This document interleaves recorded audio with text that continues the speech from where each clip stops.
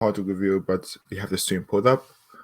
Last 10 seconds away, so we will add that to that as it begins. I'm Andrew. Thanks so much for joining me for this live reaction. Should be the exciting event. Ooh, let me quickly tweet out that I'm live. Let me do that real fast if I can.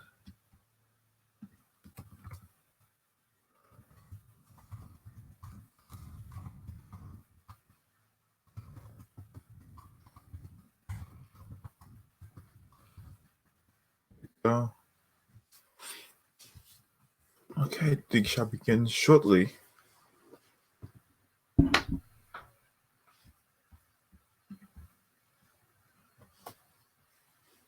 No, I'll take this full when we get in the way.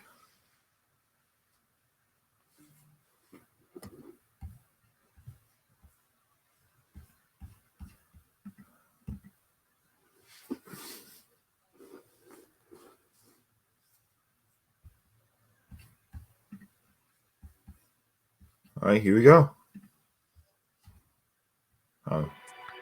Tune the countdown clock. Let me go over to Twitch and see if it's up there.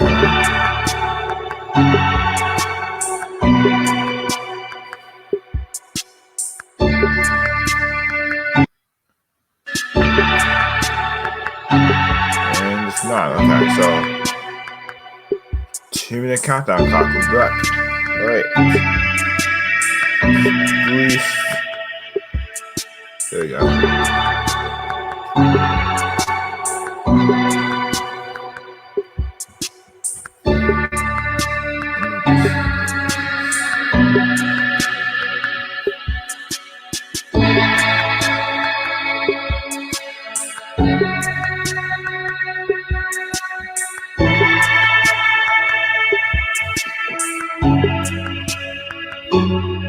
So I even near the waiting backdrop.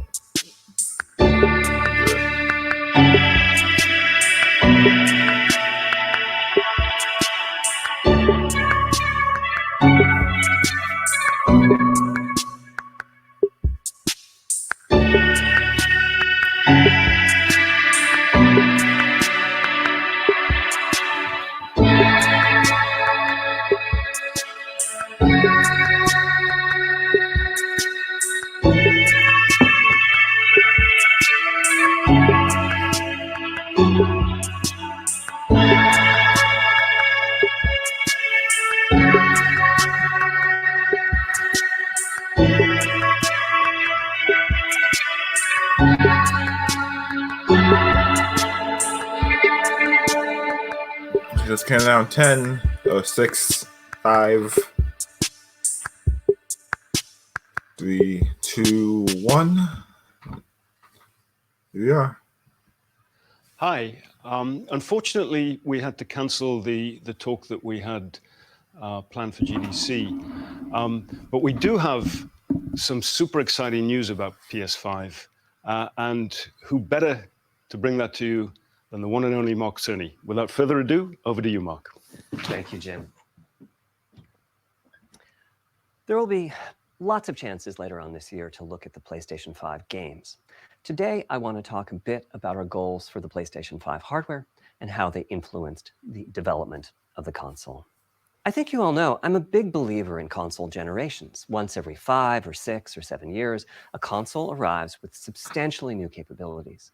There's a lot of learning by the game developers, hopefully not too overwhelming, and soon there's games that could never have been created before. Now, it used to be that as a console designer, you'd somehow intuit what would be the best set of capabilities for the new console, and then build it in complete secrecy. For the PlayStation consoles, that period lasted through PlayStation 3, a powerful and groundbreaking console, but also one that caused quite a lot of heartache, as it was initially difficult to develop games for. So, starting with PlayStation 4, we've taken a different approach, roughly centered around 3 principles. The first of these is listening to the developers, which is to say that a lot So of instead what of we having put a into the live console post conference from derives GDC, they directly have from a the taped needs post and conference from aspirations of GDC game creators. We with the definitely do have some same ideas or of our very own, similar but at the setup. core of our philosophy for designing consoles is that game players Okay. are here for the fantastic games, which is to say that game creators matter. Anything we can do to make life easier for the game creators or help them realize their dreams, we will do. So about once every 2 years, I take a tour of the industry. I go to the various developers and publishers, sit down, and discuss how they're doing with the current consoles and what they'd like to see in future consoles. This requires weeks on the road, as reaching the bulk of the game creators involves talking to well over 100 people at something like 24 publishers and developers. And it is incredibly valuable. By the way, the feature most requested by the developers, that was an SSD, which we were very happy to put in the hardware, but a lot of problem solving was required. I'll be doing a deep dive on the SSD and surrounding systems later on in this talk. It's also key to make a generational leap while keeping the console sufficiently familiar to game developers. I think about this in terms of balancing evolution and revolution. Now, with PlayStation 1, 2, and 3, the target was a revolution each time with a brand new feature set. That was great in many ways, but time for the developers to get up and running got longer with each console. In the past, I've called this time to triangle. Here's what I had for those 3 consoles. To be clear, I'm not talking about time to make a game. Developers will be ambitious, and it may take them 6 years or so to realize their vision.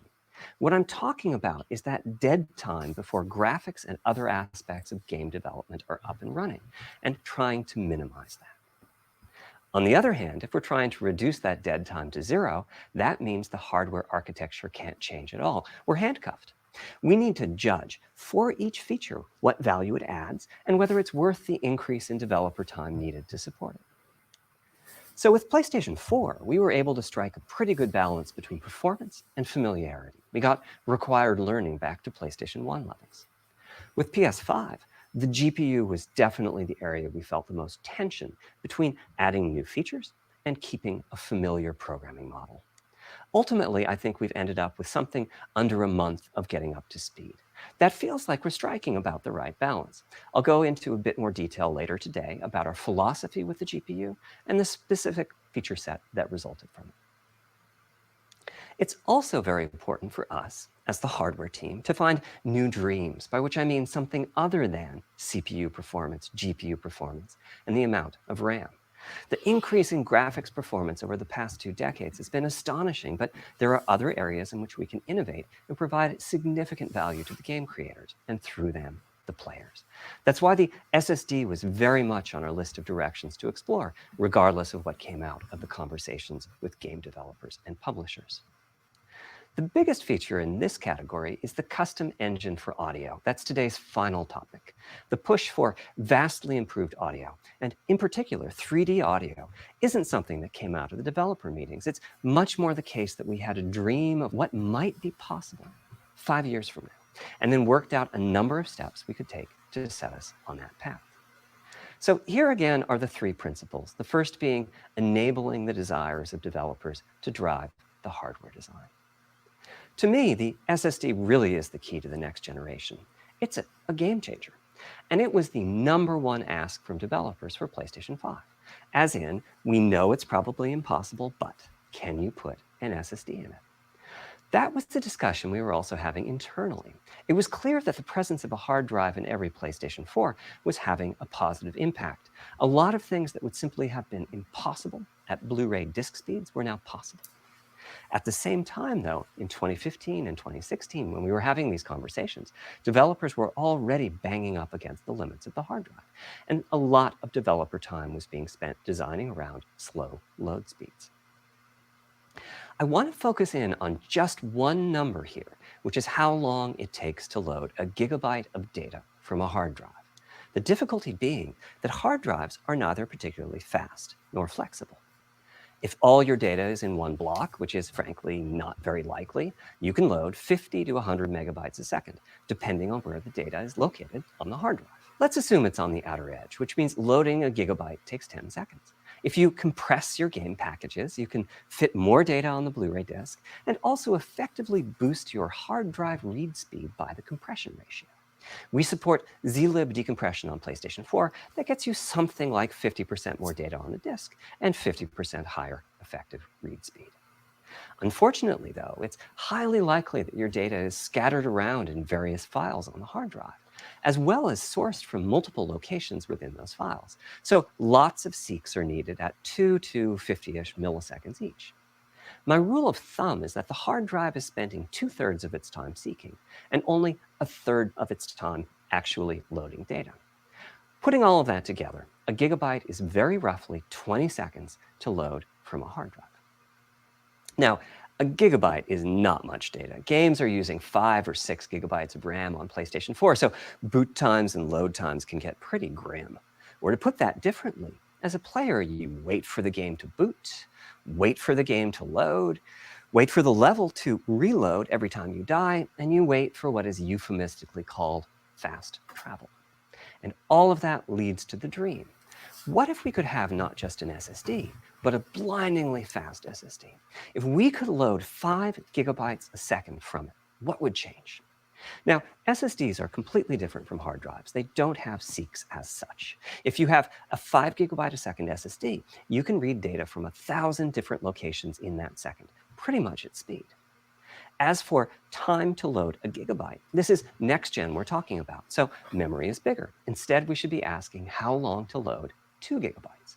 And the answer is about 1/4 of a second. I mean, that's amazing. We're talking 2 orders of magnitude, meaning very roughly 100 times faster. Which means at 5 gigabytes a second for the SSD, the potential is that the game boots in a second. There are no load screens. The game just fades down while loading a half dozen gigabytes and fades back up again. Same for a reload. You're immediately back in the action after you die. And fast travel becomes so fast it's blink and you miss it. As game creators, we go from trying to distract the player from how long fast travel is taking, like those Spider-Man subway rides, to being so blindingly fast that we might even have to slow that transition down. Pretty cool, right? But for me, this is not the primary reason to change from a hard drive to an SSD. The primary reason for an ultra-fast SSD is that it gives the game designer freedom. Or to put that differently, with a hard drive, the 20 seconds that it takes to load a gigabyte can sabotage the game that the developer is trying to create. I think almost all of us in the room have experienced this, maybe in different ways. Say we're making an adventure game and we have 2 rich environments where we each want enough textures and models to fill memory, which you can do as long as you have a long staircase or elevator ride or a windy corridor where you can ditch the old assets and then take 30 seconds or so to load the new assets. Having a 30-second elevator ride is a little extreme. More realistically, we'd probably chop the world into a number of smaller pieces and then do some calculations with sight lines and run speed. Huh?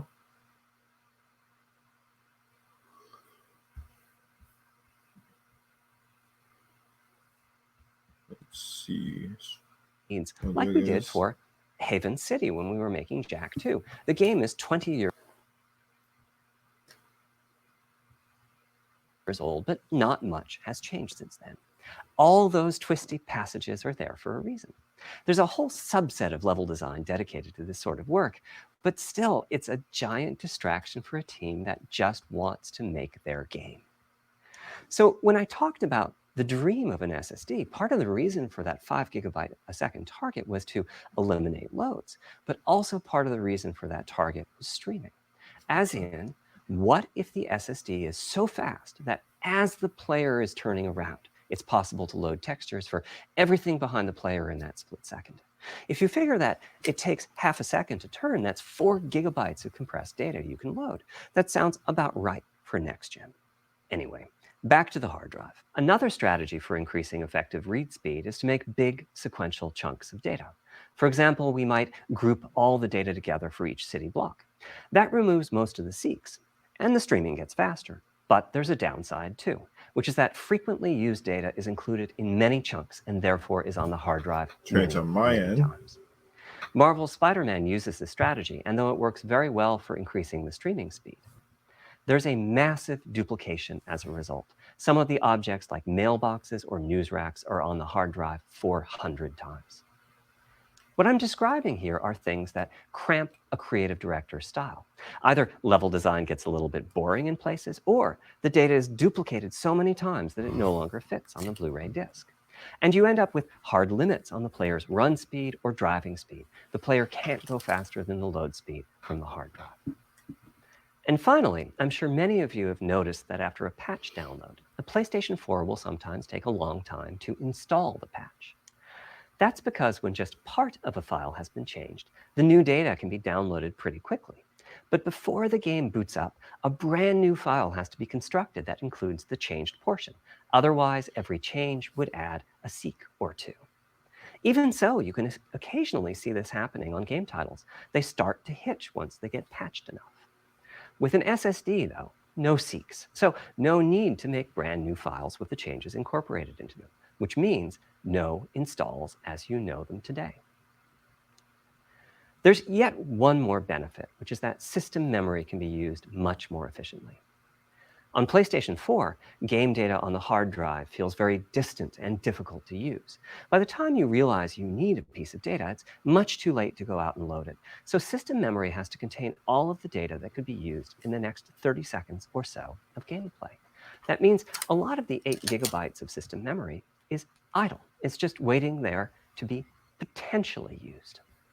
On PlayStation 5, though, the SSD is very close to being like more RAM. Typically, it's fast enough that when you realize you need a piece of data, you can just load it from the SSD and use it.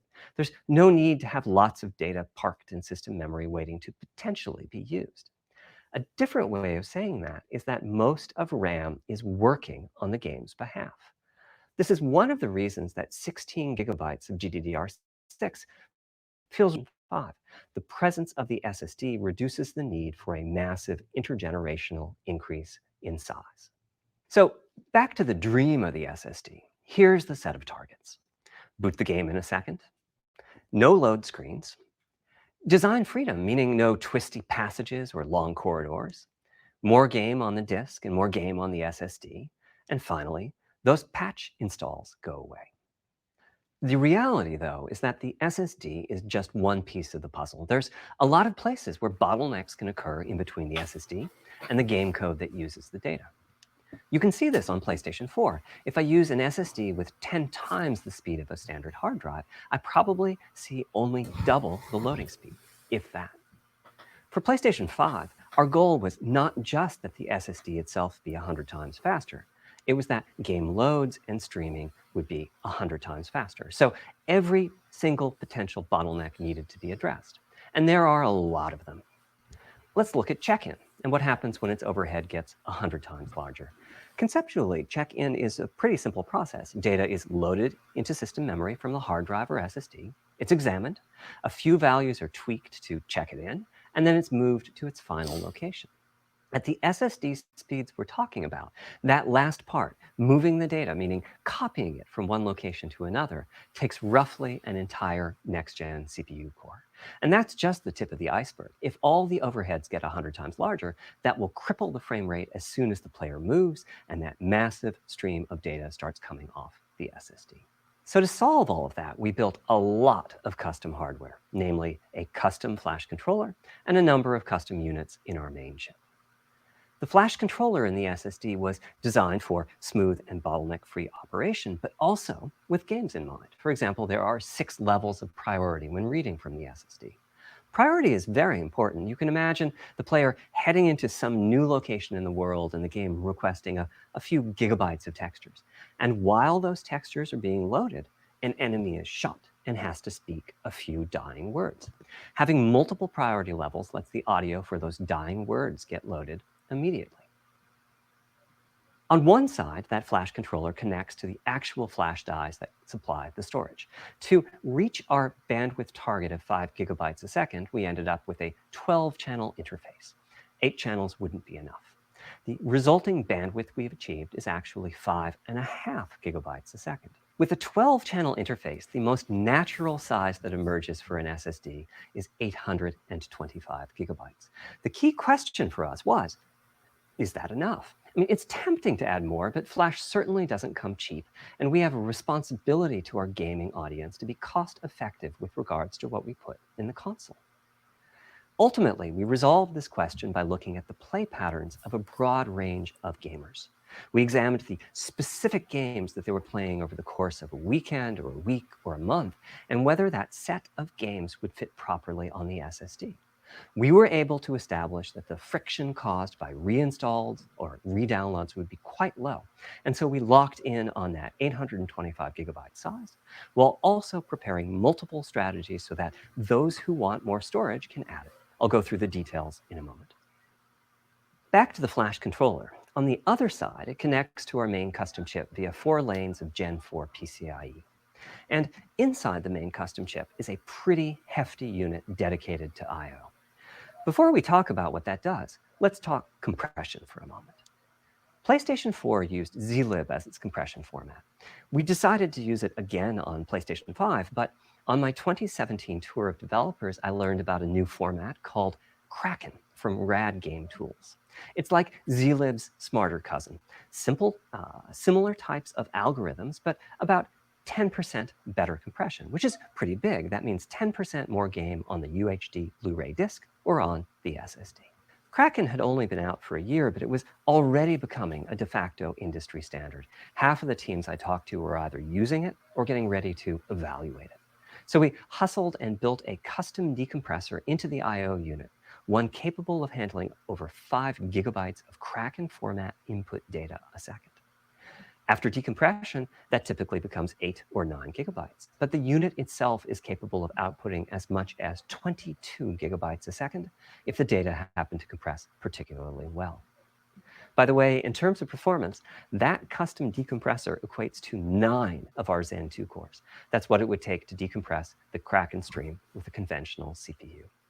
There's a lot more in the custom. Honestly, I don't know why including it's a dedicated definitely DMA not controller. The game can direct exactly where it wants to send the data coming off of the SSD. This equates to another Zen 2 core or 2 in terms of its copy performance. Its primary purpose is to even have check-in that much, as but a I model. thought it would be more of a. There's 2 dedicated I/O coprocessors and a large RAM pool. This is what These aren't the Zen 2 PS5 can do cores. for They're you there playing principally to games, direct the and this variety has of not custom been it so hardware far. around them. One of the coprocessors is dedicated to SSD I/O. This lets us bypass traditional file I/O and its bottlenecks when reading from the SSD. The other is responsible for memory mapping, which I know doesn't sound like anything related to the SSD, but a lot of developers map and remap memory as part of file I/O, and this too can become a bottleneck. There are coherency engines to assist the coprocessors. Coherency comes up a lot in places. Probably the biggest coherency issue is stale data in the GPU caches. Flushing all of the GPU caches whenever the SSD is read is an unattractive option. It could really hurt the GPU performance. So we've implemented a gentler way of doing things, where the coherency engines inform the GPU of the overwritten address ranges, and custom scrubbers in several dozen GPU caches do pinpoint evictions of just those address ranges. The best thing is, as a game developer, when you read from the SSD, you don't need to know any of this. You don't even need to know that your data is compressed. You just indicate what data you'd like to read from your original uncompressed file and where you'd like to put it, and the whole process of loading it happens invisibly to you and at very high speed. Back to the dream. Thanks to all of that surrounding hardware, our 5.5 gigabytes a second really should translate into something like 100 times faster I/O than PS4 and allow the dream of no load screens and super fast streaming to become a reality. Having said that, expandability of our SSD is going to be quite important. Flash is costly, and you may very well want to add storage to whatever we put in the console. Now, the kind of storage you need depends on how you're going to use it. If you have an extensive PlayStation 4 library and you'd like to take advantage of backwards compatibility to play those games on PlayStation 5, then a large external hard drive is ideal. You can leave your games on the hard drive and play them directly from there, thus saving the pricier SSD storage for your PlayStation 5 titles, or you can copy your active PlayStation 4 titles to the SSD. If your purpose in adding more storage is to play PlayStation 5 titles, though, ideally you would add to your SSD storage. we will be supporting certain M2 SSDs. These are internal drives that you can get on the open market and install in a bay in the PlayStation 5. As for which ones we support and when, I'll get to that in a moment. They connect through the same thing. I thought custom the same I/O with the unit, just like our SSD Series does. X. So they can take full advantage of the decompression, I/O coprocessors, and all the other features I was talking about. Here's the catch, though. That commercial drive has to be at least as fast as ours. Games that rely on the speed of our SSD need to work flawlessly with any M2 drive. When I gave the Wired interview last year, I said that the PlayStation 5 SSD was faster than anything available on PC. At the time, commercial M2 drives used PCIe 3.0, and 4 lanes of that cap out at 3.5 gigabytes a second. In other words, no PCIe 3.0 drive can hit the required spec. M2 drives with PCIe 4.0 are now out in the market. We're getting samples and seeing 4 or 5 gigabytes a second from them. By year's end, I expect there will be drives that saturate 4.0 and support 7 gigabytes a second. Having said that, we are comparing apples and oranges, though, because that commercial M2 drive will have its own architecture, its own flash controller, and so on. For example, the NVMe specification lays out a priority scheme for requests that the M2 drives can use. And that scheme is pretty nice, but it only has 2 true priority levels. Our drive supports 6. We can hook up a drive with only 2 priority levels, definitely, but our custom I/O unit has to arbitrate the extra priorities rather than the M2 drive's flash controller. And so the M2 drive needs a little extra speed to take care of issues arising from the different approach. That commercial drive also needs to physically fit inside of the bay we created in PlayStation 5 for M2 drives. Unlike internal hard drives, there's unfortunately no standard for the height of an M2 drive, and some M2 drives have giant heat sinks. In fact, some of them even have their own fans. Right now, we're getting M2 drive samples and benchmarking them in various ways. When games hit beta as they get ready for the PlayStation 5 launch at year end, we'll also be doing some compatibility testing to make sure that the architecture of particular M2 drives isn't too foreign for the games to handle. Once we've done that compatibility testing, we should be able to start letting you know which drives will physically fit and which drive samples have benchmarked appropriately high in our testing. It would be great if that happened by launch, but it's likely to be a bit past it. So please hold off on getting that M2 drive until you hear from us. Whoa. Okay, back to our principles. Balancing evolution Why wouldn't and you revolution just have is that the really second one. This balance? was definitely a recurring theme with I mean, the it's GPU. kind of put with the consoles. No, We need new GPU features and capabilities. What's supported by it? If we only have more performance, it's not really a new generation of console. Of course, many of these capabilities result in more performance. That's part of why a PlayStation 5 teraflop is more powerful than a PlayStation 4 teraflop. But we aren't just looking for the performance. We also need the ability to do something with the GPU that could not have been done before. And we need higher performance per watt. Every time we double the performance of some GPU component, we don't want to find out we've doubled the power consumed and the heat produced. But at the same time, we have to make sure the GPU can run PS4 games, and we have to ensure that the architecture is easy for the developers to adopt. Now, backwards compatibility was handled masterfully by AMD. They treated it as a key need throughout the design process. As our solution to adding new features without blindsiding developers, we made sure that if there were new significant features, it would be optional to use them. The GPU supports ray tracing, but you don't have to use ray tracing to make your game. The GPU supports primitive shaders, but you can release your first game on PlayStation 5 without making any use of them. Before I get into the capabilities of the GPU, I'd like to make clear 2 points that can be quite confusing. First, we have a custom AMD GPU based on their RDNA 2 technology. What does that mean? AMD is continuously improving and revising their tech. For RDNA 2, their goals were, roughly speaking, to reduce power consumption by re-architecting the GPU to put data close to where it's needed, to optimize the GPU for performance, and to add a new, more advanced feature set. But that feature set is malleable, which is to say that we have our own needs for PlayStation, and that can factor into what the AMD roadmap becomes. So collaboration is born. If we bring concepts to AMD that are felt to be widely useful, then they can be adopted into RDNA 2 and used broadly, including in PC GPUs. If the ideas are sufficiently specific to what we're trying to accomplish, like the GPU cache scrubbers I was talking about, then they end up being just for us. If you see a similar discrete GPU available as a PC card at roughly the same time as we release our console, that means our collaboration with AMD succeeded in producing technology useful in both worlds. It doesn't mean that we as Sony simply incorporated the PC part into our console. This continuous improvement in AMD technology means it's dangerous to rely on teraflops as an absolute indicator of performance, and CU count should be avoided as well.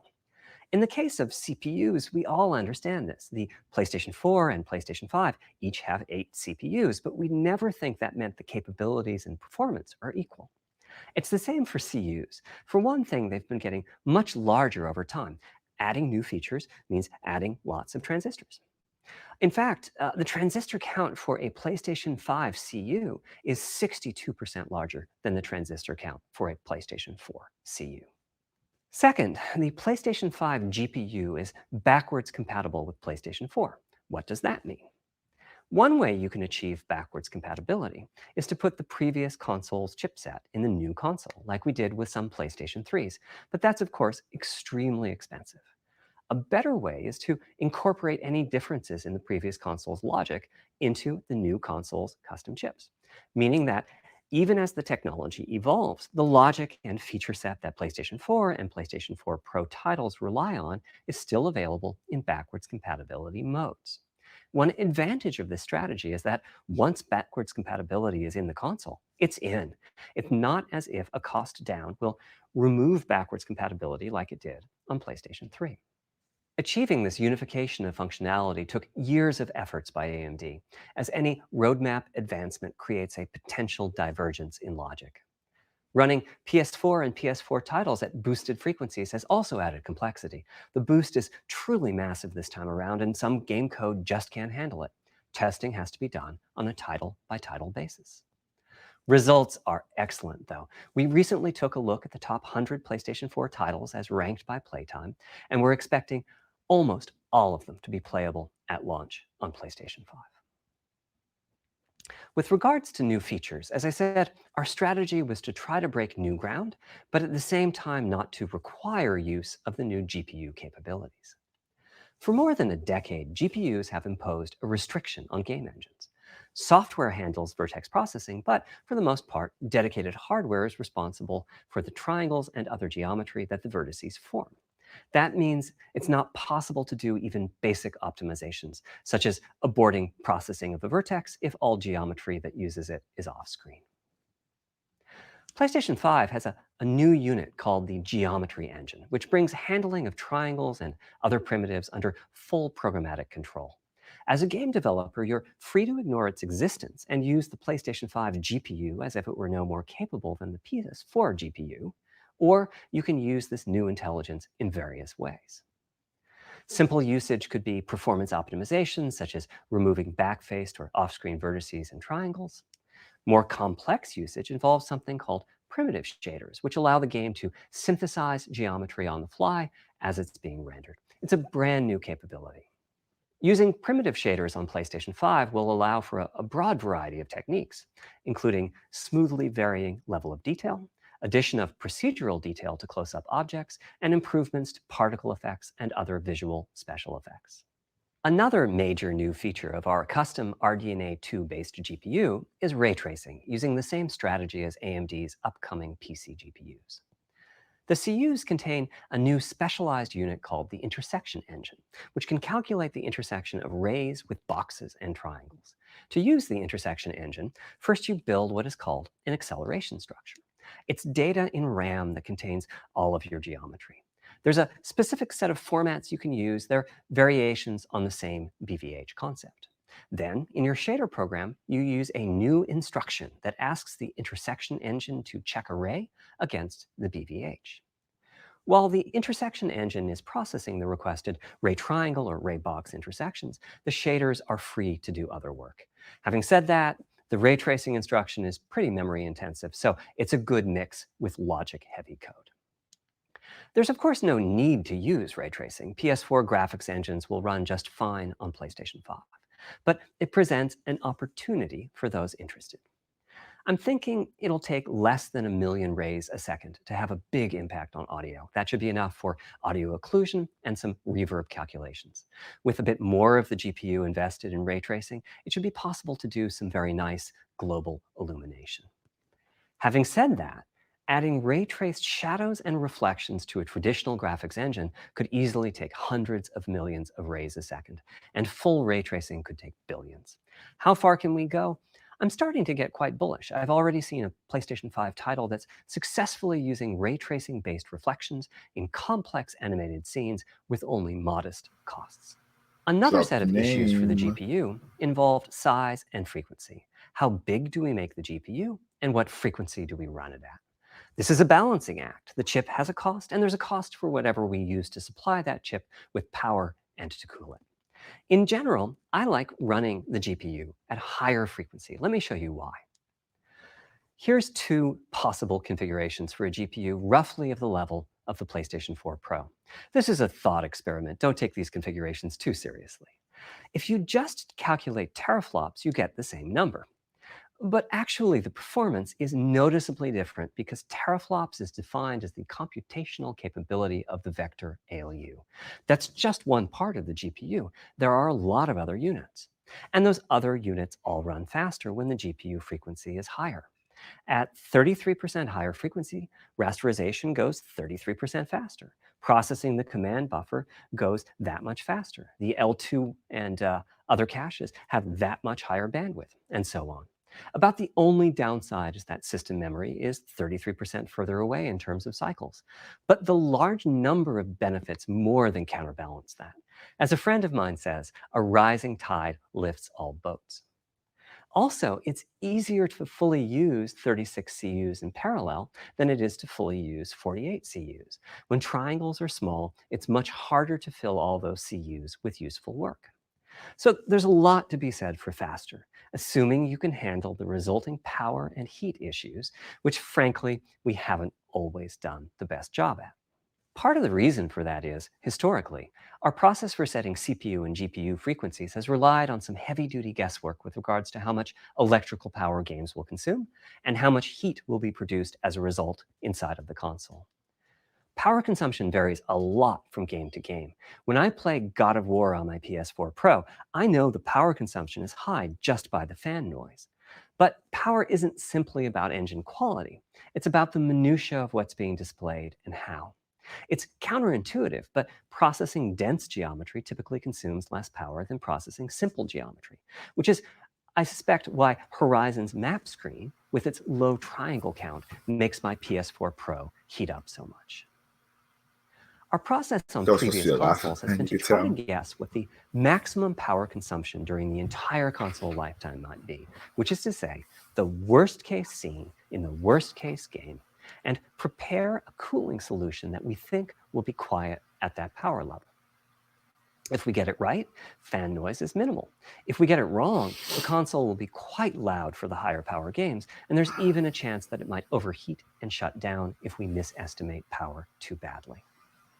PlayStation 5 is especially challenging because the CPU supports 256-bit native instructions that consume a lot of power.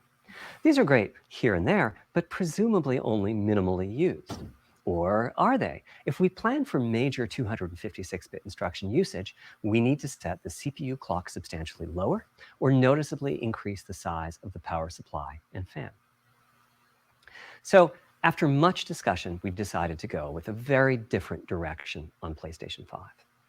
We built a GPU with 36 CUs. Mind you, RDNA 2 CUs are large. Each has 62% more transistors than the CUs we were using on PlayStation 4.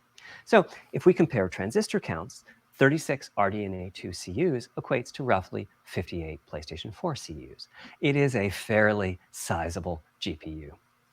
Then we went with a variable frequency strategy for PlayStation 5, which is to say we continuously run the GPU and CPU in boost mode. We supply a generous amount of electrical power and then increase the frequency of GPU and CPU until they reach the capabilities of the system's cooling solution. It's a completely different paradigm. Rather than running at constant frequency and letting power vary based on the workload, we run at essentially constant power and let the frequency vary based on the workload. We then tackled the engineering challenge of a cost-effective and high-performance cooling solution designed for that specific power level. In some ways, it becomes a simpler problem because there are no more unknowns. There's no need to guess what power consumption the worst-case game might have. As for the details of the cooling solution, we're saving them for our teardown. I think you'll be quite happy with what the engineering team came up with. So how fast can we run the GPU and CPU with this strategy? The simplest approach would be to look at the actual temperature of the silicon die and throttle the frequency on that basis. But that won't work. It fails to create a consistent PlayStation 5 experience. It wouldn't do to run a console slower simply because it was in a hot room. So rather than look at the actual temperature of the silicon die, we look at the activities that the GPU and CPU are performing and set the frequencies on that basis, which makes everything deterministic and repeatable. While we're at it, we also use AMD's Smart Shift technology and send any unused power from the CPU to the GPU so it can squeeze out a few more pixels. The benefits of this strategy are quite large. Running a GPU at 2 gigahertz was looking like an unreachable target with the old fixed frequency strategy. With this new paradigm, we're able to run way over that. In fact, we have to cap the GPU frequency at 2.23 gigahertz so that we can guarantee that the on-chip logic operates properly. 36 CUs at 2.23 gigahertz is 10.3 teraflops, and we expect the GPU to spend most of its time at or close to that frequency and performance. Similarly, running the CPU at 3 gigahertz was causing headaches with the old strategy. But now we can run it as high as 3.5 gigahertz. In fact, it spends most of its time at that frequency. That doesn't mean all games will be running at 2.23 gigahertz and 3.5 gigahertz. When that worst-case game arrives, it will run at a lower clock speed, but not too much lower. To reduce power by 10%, it only takes a couple of percent reduction in frequency, so I'd expect any downclocking to be pretty minor. All things considered, the change to a variable frequency approach will show significant gains for PlayStation gamers. The final of our 3 principles was about finding new dreams. It's important for us on the hardware team to find new ways to expand or deepen gaming, and that's what led us to a focus on 3D audio. As players, we experience the game through the visuals, through audio, and through the feedback we receive from the controller, such as rumble or haptics. Personally, I feel a game is just dead without audio. Visuals are, of course, important, but the impact of audio is huge as well. At the same time, the audio team on a game project has to do a lot with a little. For example, on PlayStation 4, there's fierce competition for the Jaguar CPU cores. Audio typically ends up getting just a fraction of a core.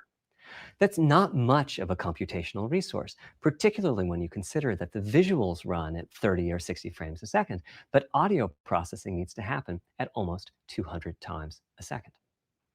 So it's been tough going making forward progress on audio with PlayStation 4, particularly when PlayStation 3 was such a beast when it came to audio.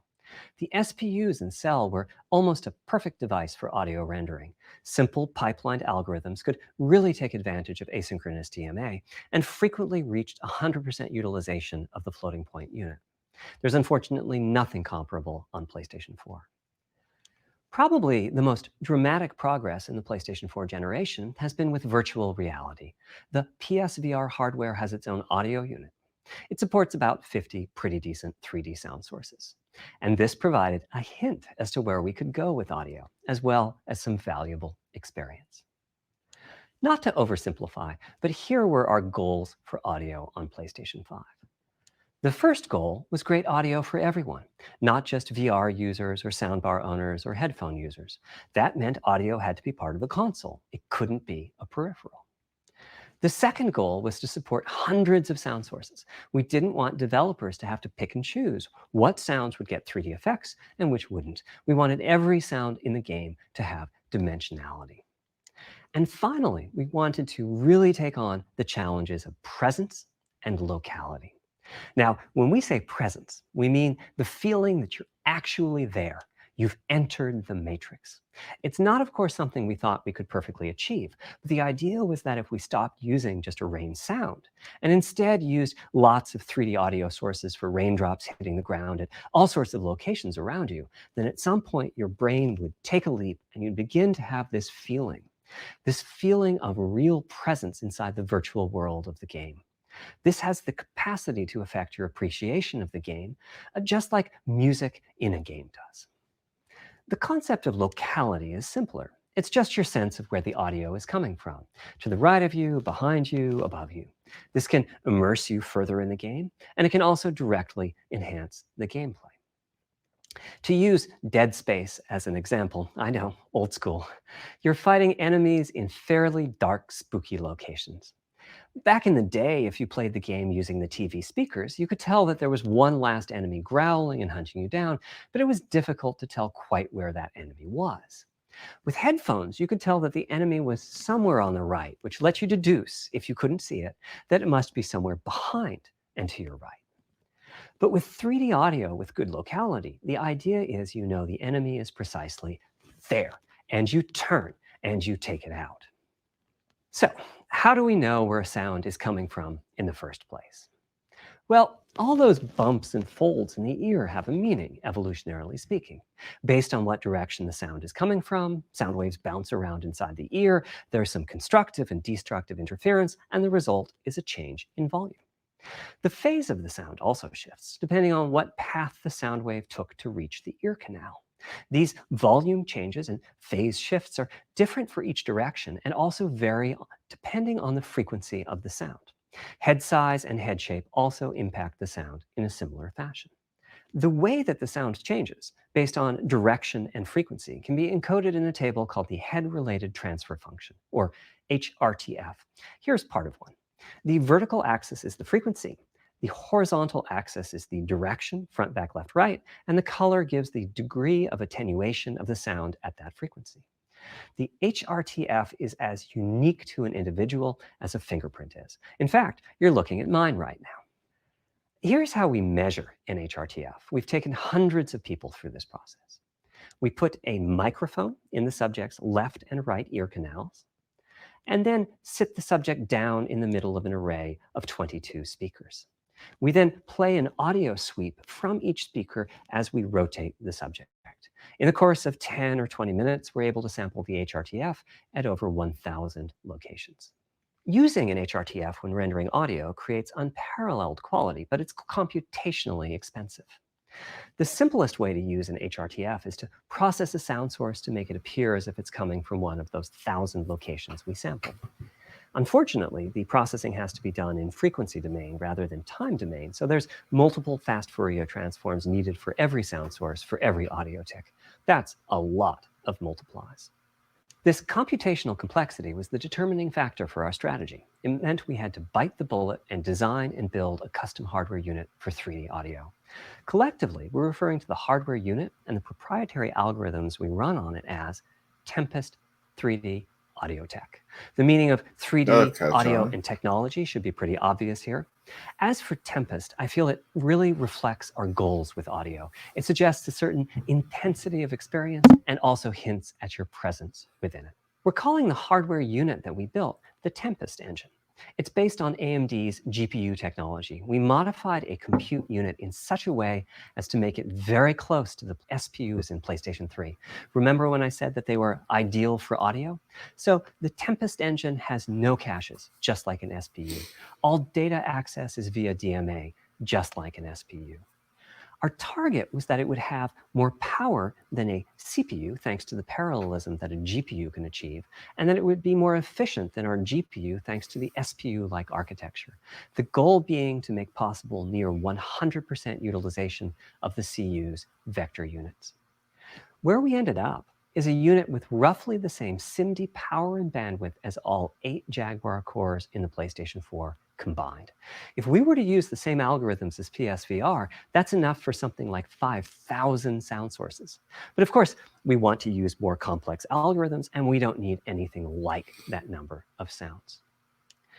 It would have been wonderful if a simpler strategy, such as using Dolby Atmos peripherals, could have achieved our goals, but we wanted 3D audio for all, not just those with licensed soundbars or the like. Also, we wanted many hundreds of sound sources, not just the 32 that Atmos supports. And finally, we wanted to be able to throw an overwhelming amount of processing power at the problem, and it wasn't clear what any peripheral might have inside of it. In fact, with the Tempest engine, we've even got enough power that we can allocate some to the games, to the extent that games want to make use of convolution reverb and other algorithms that are either computationally expensive or need high bandwidth. But the primary purpose of the Tempest engine remains 3D audio. Now, 3D audio is a major academic research topic. It's safe to say that no one in the world has all of the answers. And the set of algorithms that has to be invented, tuned, or implemented to realize our vision for 3D audio is immense. For example, use of HRTFs in games is quite complex. Before, I talked about making a sound source appear as if it's coming from one of those 1,000 HRTF sample locations. But for high-quality 3D game audio, we have to handle other possibilities. The sound source might not be at one of the 1,000 HRTF sample locations, so we have to blend the HRTF data from the closest locations that we have sampled. The sound source might be moving, which needs very special handling as that blend keeps changing, and that can cause phase artifacts in the resulting audio. Or the sound source might have a size to it, meaning it should feel as if it's coming from an area rather than a single point. There's also whole categories of approaches to be handled. 3D audio can be implemented using individual processing of 3D sound sources. But alternatively, ambisonics can be used for 3D audio. Ambisonics being somewhat like the spherical harmonics used in computer graphics. And finally, there's audio devices. The player might be using headphones or TV speakers or have a higher-end surround sound setup with 6 or more speakers, all of which need different approaches. That's a lot of variations. It's nice to have the computational resources of the Tempest engine, but it's clear that achieving our ultimate goals with 3D audio is going to be a multi-year, step-by-step process. Having said that, headphone audio implementation is largely complete at this time. It was a natural place for us to start. With headphones, we control exactly what each ear hears, and therefore the algorithmic development and implementation are more straightforward. For TV speakers and stereo speakers, we're in the process of implementing virtual surround sound. The idea being that if you're sitting in a sweet spot in front of the TV, then the sound can be made to feel as if it's coming from any direction, even behind you. Virtual surround sound has a lot in common with 3D audio on headphones, but it's more complex because the left ear can hear the right speaker and vice versa. We have a basic implementation of virtual surround sound up and running. We're now looking at increasing the size of that sweet spot, which is to say, making the area you need to be in to feel the 3D effect larger. And we're also working to boost the sense of locality. Headphone audio is the current gold standard for 3D audio on the PlayStation 5, but we're going to see what we can do to bring virtual surround sound to a similar level, after which we'll start in on setups with more speakers, such as 6-channel surround sound. It's now to the point where some of the PlayStation 5 games in development are extensively using these systems. One of the game demos allows you to toggle between conventional PlayStation 4-style stereo audio and our new 3D audio. I listened with just an ordinary pair of over-the-ear headphones, and wow, I could feel a difference. 3D audio has that dimensional feel to it. Conventional stereo audio feels smashed flat by comparison. The improvement is obvious.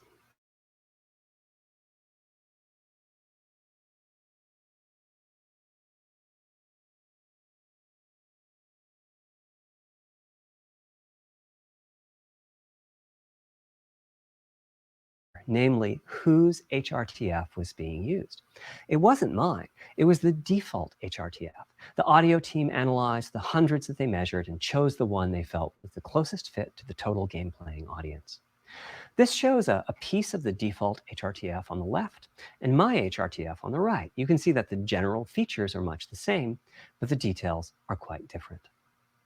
With the default HRTF, as I said, the 3D audio sounds pretty great. When I use my HRTF, though, the audio reaches a higher level of realism, which is to say that when using headphones and my HRTF, I occasionally get fooled and even think a sound is coming from the real world when it's actually coming from the game.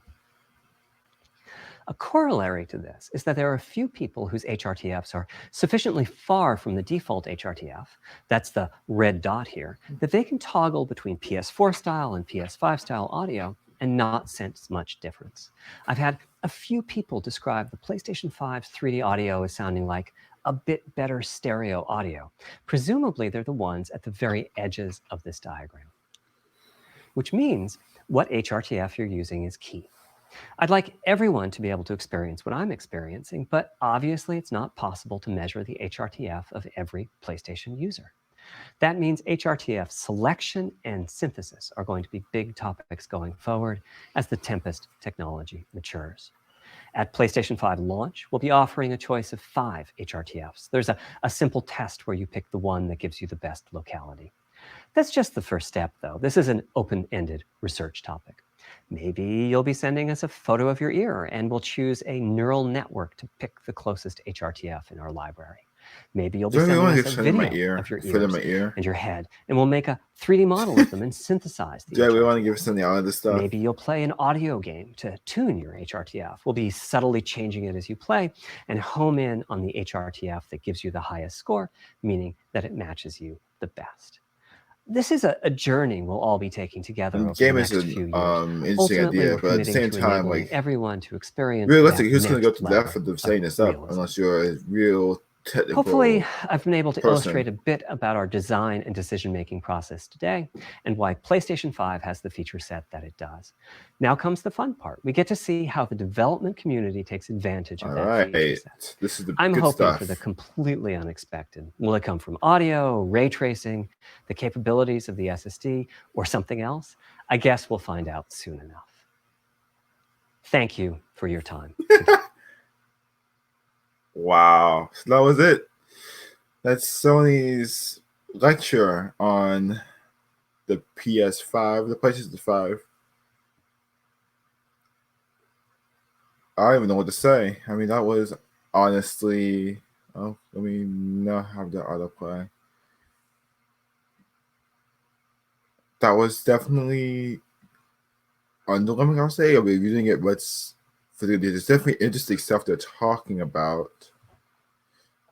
But I definitely expect them to do more, or at least to say more in terms of here's what it'll mean for us, for actual gamers, and what in the game community as a whole.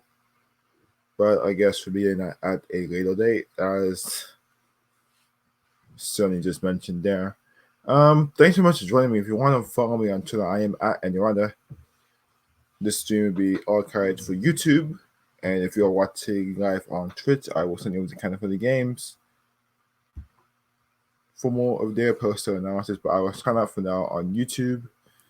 Thank you so much for watching, and I will see you